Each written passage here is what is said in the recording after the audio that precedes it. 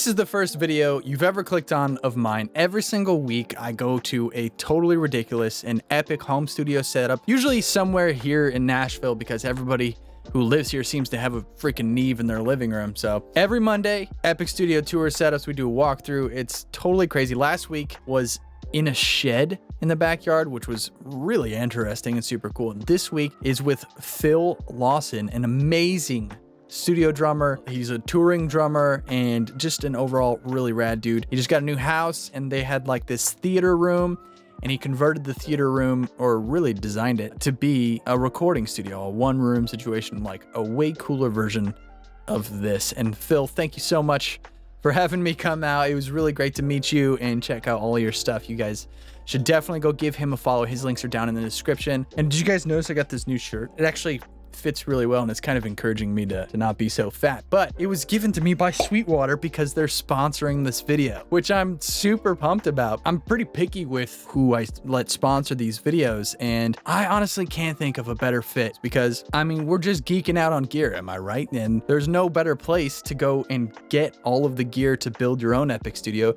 than Sweetwater.com. If you've never used them, it's a distributor of all of the greatest stuff, whether you're trying to get a mic to make your Zoom setup a little bit better, or you're trying to build the most outrageous studio of all time, which I would love to do. We'll see what happens, but they have awesome customer service. You get a dedicated, they call them sales engineer, basically somebody who is held to account. If you buy something, they follow through with you every step of the way. They make sure you love what you got. There was no issues. I just found out that they actually do this 55-point inspection. So let's say you're gonna buy a guitar or something. When they get the guitars from the manufacturers, they actually take them out and do a 55-point inspection on the guitar and take a photo of that exact guitar, so that if you were trying to get a specific grain or finish or whatever, you can pick the exact one that you want and you get a free 2-year warranty. Anyway, just a great company. I have bought a ton of stuff from them. I got my WA273, my R88, that WA87 I have, the labs that I use in all these videos. So thank you, Sweetwater, for sponsoring this video. Big fan of the company. Thank you for the t-shirt. If you guys want to support the channel, you can just hit the subscribe button, notification bell, like button. I have a website if you guys want to book. There's like Zoom calls, mixing, and all that stuff, but all the links are down in the description. Let's go check out Phil's home studio because it is so beautiful. I'm just amazing job, Phil, and gave me a lot of really great ideas that I want to immediately incorporate into my studio. So, all right, let's go. Wow. Yeah. Dude. Okay, so I've been holding it in as we've been shooting the B-roll. Sure. This is amazing. What, do you know the size of this room? I want to say it's not quite a square. I think it's like 15 by 14 or somewhere. It's in that 15, 17 foot range, I think. Yeah. Don't quote me on that. It feels closer to maybe it's like 16 or 17. Yeah, I don't know. Honestly, truth be told, I don't know the actual size of it, but it's a really nice size room. And what are these? 8-foot ceilings? These are just standard 8-foot ceilings. Yeah. Still, but it's a good size space. I mean, plenty of room to track some drums. So yeah, dude. Do you have a background in like trading rooms? I definitely don't. No, I have a couple different buddies who helped me kind of lay it out and get the sound in the room controlled. But my buddy Alex McVeigh did Alex. Yeah, he did the clouds and the gobos. The 6 wall panels I'd already had. I bought those from Acoustic Mac. But this is technically the 3rd room that I've been in. I had been working out of 2 other spaces before this. One room at the house that me and my wife used to be at, and then for 4 months or so we lived with my in-laws as this house was getting built, and they were kind enough to let me take over a whole room at their house, bring all my stuff in and set up there. So this is the 3rd room that I've been in. All that being said, I had the 6 wall panels, but when I reached out to Alex, I'd seen some stuff that he'd done before and I was super impressed with it. Before we moved in, he came here, took a look at the room, and gave me some advice on what he thought would be good to have. So he did these 2 clouds. I think that's a 4x6 cloud above the desk, and then it's the same size as the 2 gobos that are cornered up behind the drums. And then the cloud is a 7x7 cloud. and I had him put the lights in on the cloud, which was super dope. He crushed it. I mean, he came out here, he did the install. We were a little nervous that the cloud wasn't even gonna fit through the actual door. Right, yeah. Because it's so big, but I think I actually wasn't here when he installed it and brought it all in, but I think he put it together in the room. If I ever leave here or move my stuff, I have no idea. I'm gonna have to hit him up as far as how to actually get it out of here, or like get it out of the ceiling or whatever. But I didn't necessarily want it to be completely dead. There's some flutter that happens in this area. There's no cloud above me, but it kind of works out well. I mean, that's where I have kind of these my close room mics are in this kind of area, so it gives it a little bit more of a live feel, not completely dead. Whose idea was it to do the curtains? So the curtain wall is a concept that my buddy Sam Moses came up with. He's a mastering engineer in town, shout out to him. And he's been super helpful through me setting up studio and getting it all going, but that was his idea. He has a curtain wall in his studio at his space, and he has also set up a handful of these in other rooms as well. But basically what that is it's a layer of sound and fire block, or like rock wool basically. And then in front of that is mass loaded vinyl. And then in front of that are massive, like 8 foot by 4 foot Owens Corning 703 panels, and then the curtain. So it's just adding a lot of mass to the room to help deaden it down and get it under control.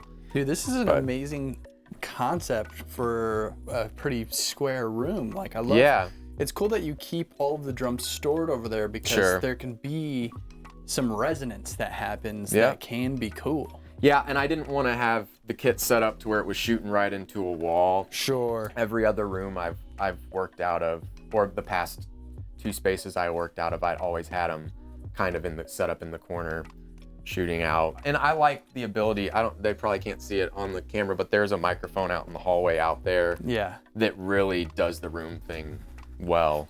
So I like it wouldn't make as much sense to not have the kit kind of shooting out into that open area, and I can utilize that space to capture and make it sound bigger live, which I will say the wife doesn't like it as much that I have all the space and track with the doors open to get a room mic, but she's like super patient with me and is very understanding, so I'm lucky in that sense. That is really awesome. Yeah. What kind of mic is that out there? An Audio-Technica 4033A. Nice. I have a pair of those actually on loan from my friend Lester. Shout out to Lester still.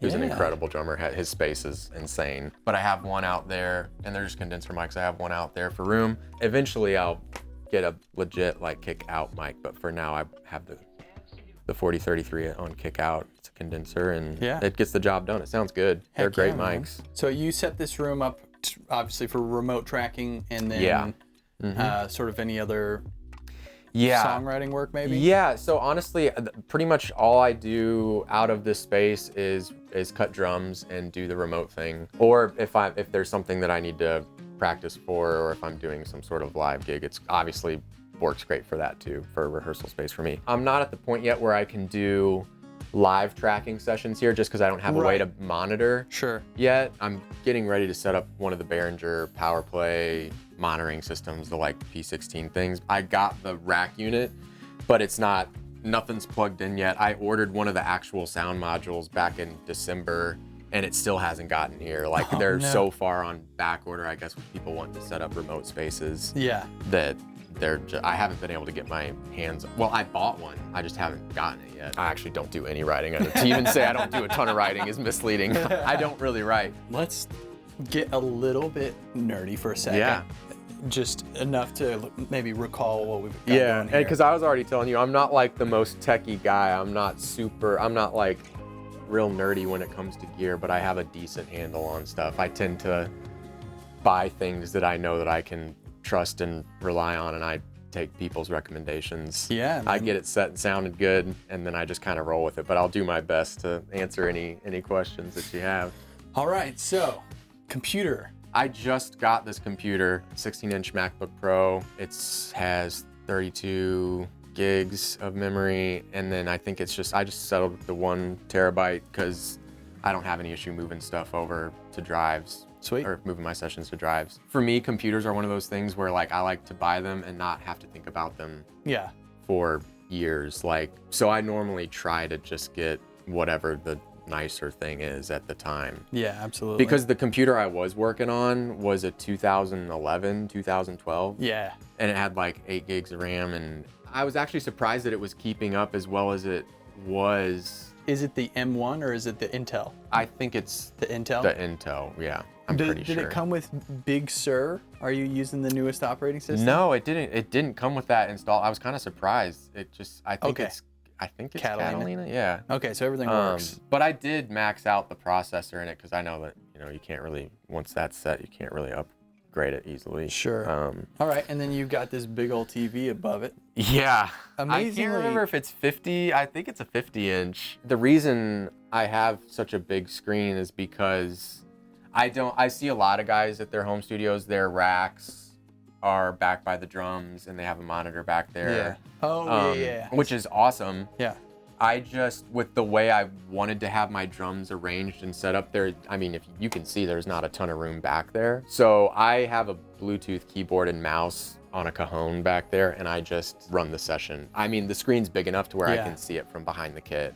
And then what interfaces are you using? Honestly, there's nothing special about this interface. I bought it used for like a few $100 from my buddy Sam Moses. And it's just the first gen Scarlett Focusrite 18i20. One of the reasons I haven't upgraded my interface yet is because I'm honestly not using any of the pre's on that interface. So it's just kind of acting as a converter, which it sounds totally fine for me. What's underneath it? Is that another interface? So that's an Audient ASP 800. So it's just a set of 8 pre's. They sound awesome. I think I'm using like a few pre's on that, but everything else is hitting either the console or some of the outboard gear before it gets to there. Most of the stuff is coming in at line level, and I'm not utilizing the pre's. But so you said console, and we see this thing sitting here. Yeah. Tell me about this. Where'd you get it? It belonged, again, to my buddy Sam Moses. You're going to hear his name a lot, and he's been one of the guys that's been super helpful in helping me get this up and running. He bought this. It's a CAD MaxCon 2 console. I think they were big in the late 80s, early 90s, kind of like the poor man's version of an SSL a little bit. But they're good pre's, and it has EQ on it as well, which I don't use the EQ as much, but for utilizing the pre's, they sound awesome. But from what I understand, he bought it from a friend of his who bought it from a studio out in LA, and it was part of like a 70-some, 90-some channel, full-on console. Desk, yeah. So this friend bought it from a studio in LA that was closing down and selling its stuff, from what I understand. And he got it, and it was just like so big that he didn't quite have the space for it. Sure. So he broke it into sets of 16 channels and built the housing for it, and then sold them off as groups of 16. And my buddy Sam bought a group of 16 of the channel strips, and it had been sitting in his storage unit because he mainly does mastering stuff, doesn't do a lot of live tracking. But as he was helping me set up the space, he was like, you should just take this and have it at your studio, and you can probably get much more use out of it than I could. So we brought it over here, got it all hooked up, and it sounds awesome. Right now, I only have kick out and rooms running through it. I can't believe how thin each channel is. Oh, so it's a bucket of 4. There's yeah, so it's broken up into, each one's like 4 channel strips. So when he took it out of the console, I think he just housed sets of 16 channel strips into each one and then sold them off. You see, for reference, my finger here, it's just a little bit wider than my finger. That's impressive. Yeah, but they're cool. I love having it here. Did he make this little desk that it's in? I don't think Sam made it, but I think the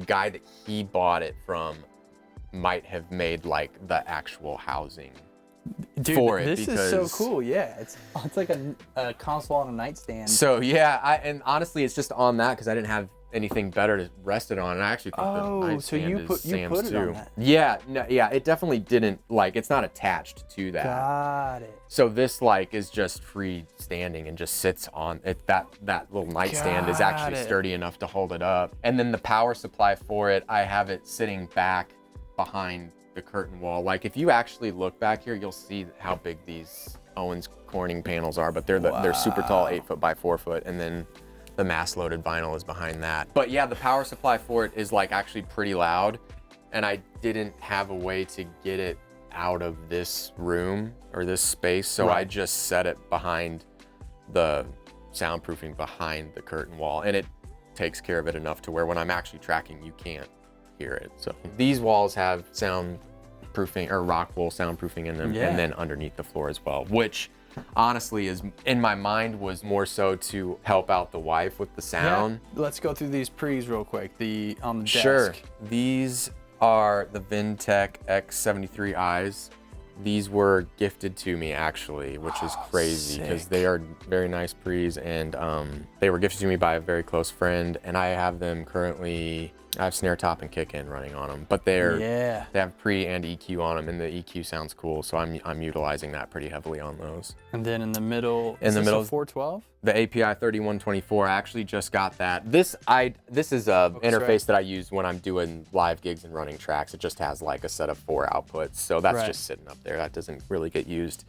But I just got the API 3124. I'd always wanted one and thought it would be cool to have one, but pretty pricey. But I had a deal come through literally like a few weeks ago, so I just got it. I have it running on overheads and toms, and I love how it sounds. Like especially on toms, it sounds awesome. So Sweet. So we're doing some Audien pre's, some API, some Vintech, and some console pre's on the CAD. The CAD MaxCon, yeah. What Genelecs are these speakers? Believe they're Genelec 1030As. And again, those were recommended to me by my friend Sam. Whenever it comes to gear, I have like a handful of guys that I go to for like recommendations that I know I can trust. And Sam and Lester are 2 of those guys for sure. I have the ISO acoustic pucks sitting underneath them to help them a little bit. And then you got the output desk. Yeah, I want the output desk. That's like one of the first things I bought when I decided to start putting a studio together. I was like, well, I guess I'm gonna need a desk. And my brother told me about the output stuff. I actually have a buddy who's in our band, Reed Johnson, actually makes desks that are super similar and are like just as awesome and functional. So shout out to Reed. So what's the name of the artist that you guys play with? So I'm on a normal year would be pretty heavily out on the road with Kelsey Ballerini. I'm still in her band and a part of her band, and I've been playing with her since 2018. So yeah, I love getting to tour with her and play music with her. She's awesome. Do you use this 808? Yeah, so this is like Behringer's version of the Roland 808. It's kind of like a reissue. It's like a newer, it's not like a vintage piece of gear. Right. But it's basically the RD8 Rhythm Designer by Behringer.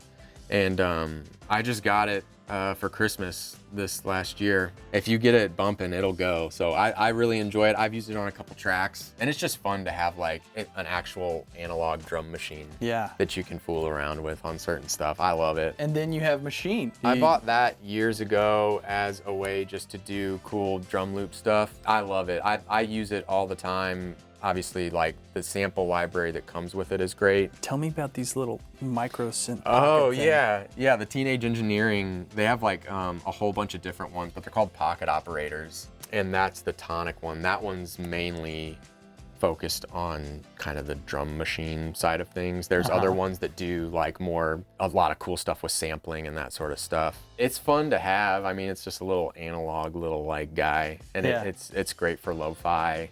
All right, let's move over to drums here. This is the Gretsch Brooklyn. Honestly, this is my road kit. This is what I normally tour with Kelsey.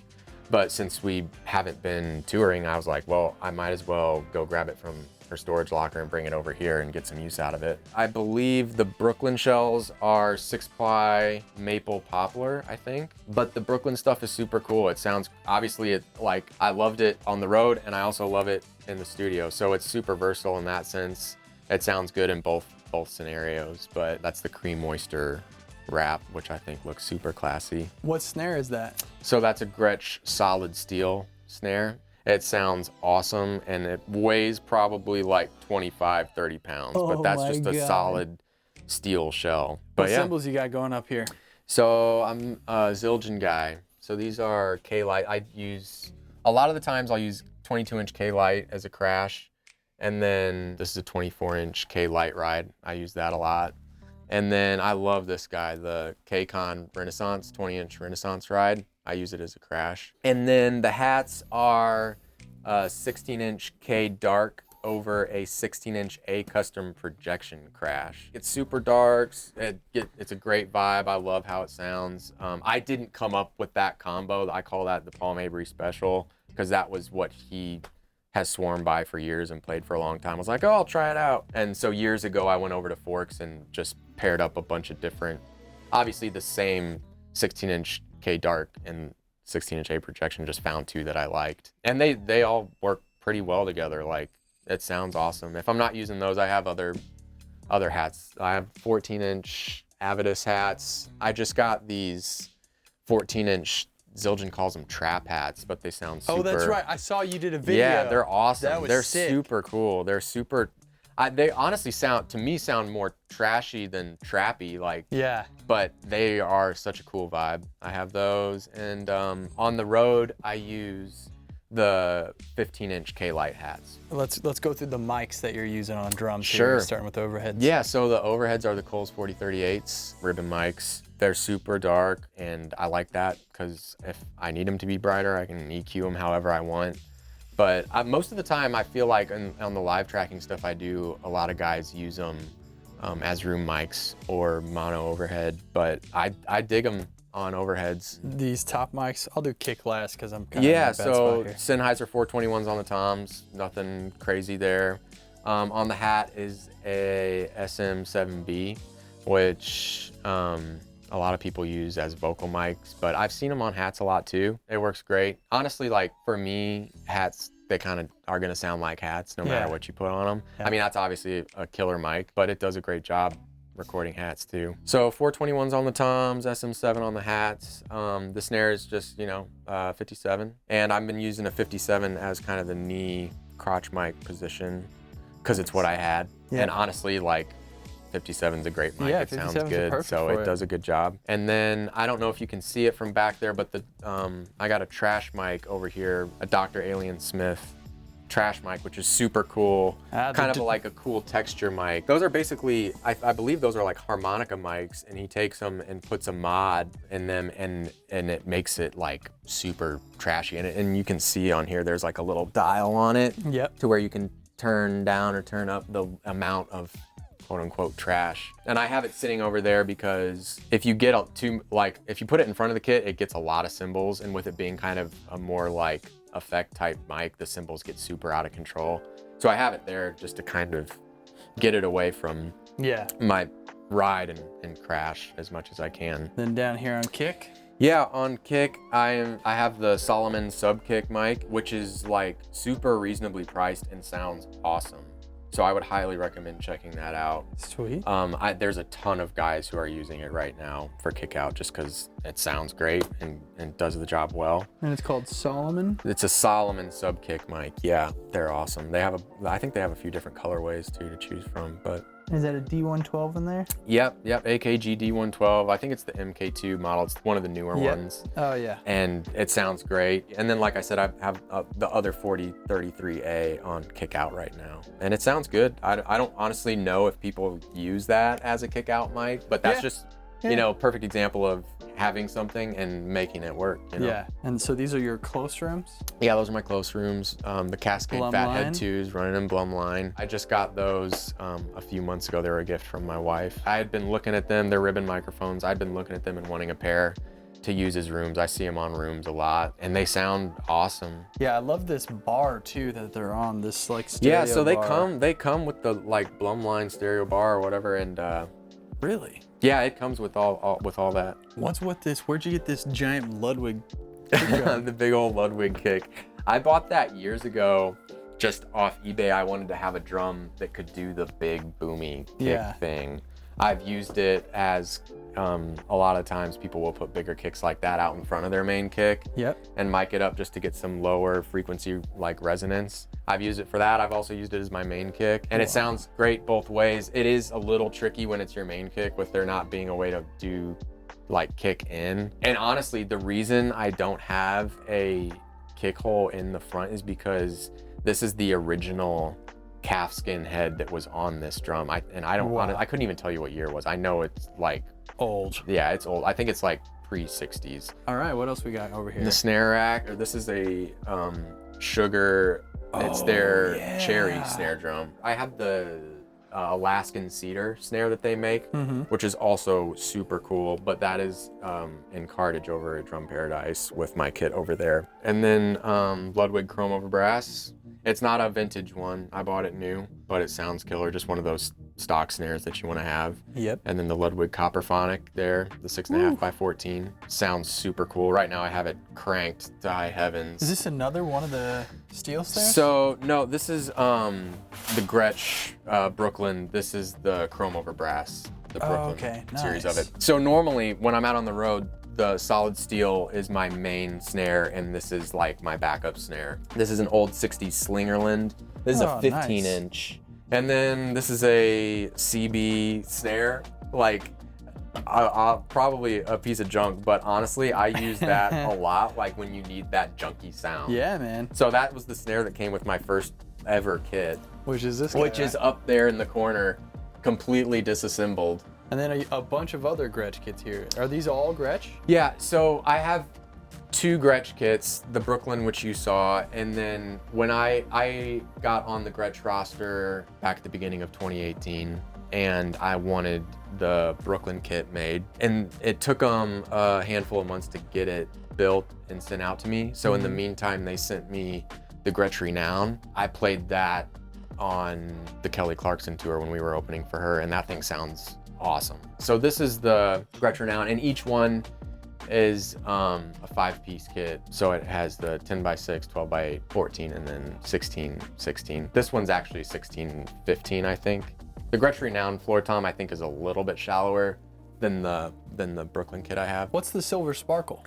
So that kit has a cool story too. That back in the day, my dad played drums in jazz band in high school, and they had 2 drummers. It was him and a buddy of his. He surprised me with this kit one Christmas. He had reached out to the other guy in the jazz band, because it was his kit that they'd played. He's like, hey, do you by any chance still have that drum kit that we used to play way back in high school? Whoa. He's like, my son's a drummer in Nashville now and loves vintage drums and you know, does the whole thing.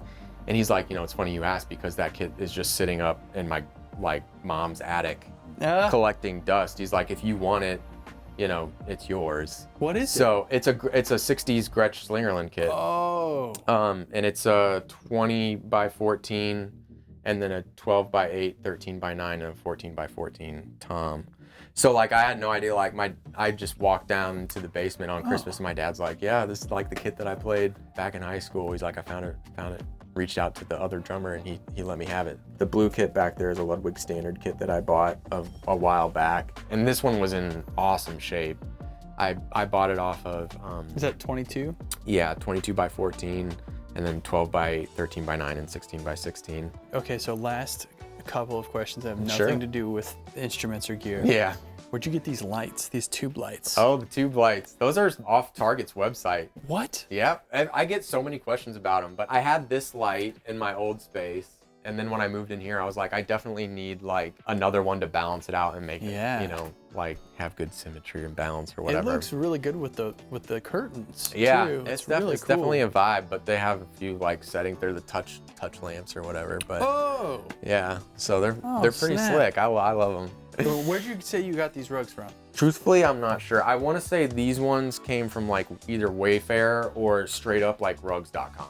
And then another one here. Here's a gem. This cymbal rack holder thing. Yes. Where did you get that? Dude, it's funny you ask about that, because it's such a headache. Like, yeah, it's like, what do you even search to find that? Because I would Google like cymbal rack or like cymbal storage, and nothing ever came up. I stumbled across the idea, I think, on Pinterest or whatever. Oh, wow. And that's actually just like a boot rack off of Amazon. It's like a boot rack storage. Yeah. So like these pegs actually were like higher, so it's to set your like cowboy boots or cowboy boots on or something. But I just cut off the taller side, and it works great as like a cymbal storage thing. And then what kind of curtains are these? Do you remember? Yeah, those are right off Amazon. I believe they are Stang H velvet curtains. Stang H velvet. Okay, sweet. So I see a GoPro here. Is this for live, or do you use this here as well? I originally bought that as something to take on tour and do like cool GoPro cam